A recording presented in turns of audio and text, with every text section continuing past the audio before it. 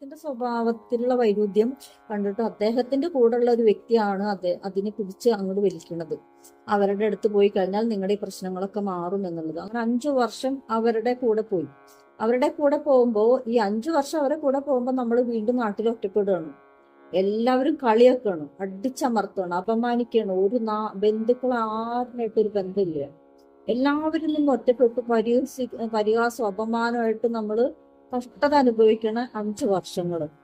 6ാമത്തെ വർഷമായപ്പോൾ മോൾക്ക് 19 വയസ്സൊക്കെ ആയപ്പോൾ ആളെ വിവാഹം കഴിക്കേണ്ട പ്രായമായി കഴിയുമ്പോഴത്തേനും നമ്മൾ നമ്മുടെ ഇതിൽ, കാരണം എനിക്കിഷ്ടമല്ലാതെയാണ് ഞാൻ പോയി എടുക്കുന്നത്, നിർബന്ധിച്ചിട്ടാണ് ഞാൻ എന്നെ കൊണ്ടുപോയി എടുക്കുന്നത്. കാരണം എനിക്കത് ഇഷ്ടമല്ല. കാരണം എനിക്കറിയാം എൻ്റെ അസ്തിത്വം കളഞ്ഞിട്ട് ഒരു ഇതും എനിക്കിഷ്ടമല്ല. പക്ഷെ അദ്ദേഹം മാറുകയാണെങ്കിൽ അത് നല്ലതല്ലേ എന്നുള്ള ചിന്തയിലാണ് പോണത്. അങ്ങനെ കണ്ടിന്യൂസ് ആയിട്ട് എല്ലാ ആഴ്ചയിലും പോവും, അവരെ പ്രാർത്ഥന കേൾക്കും.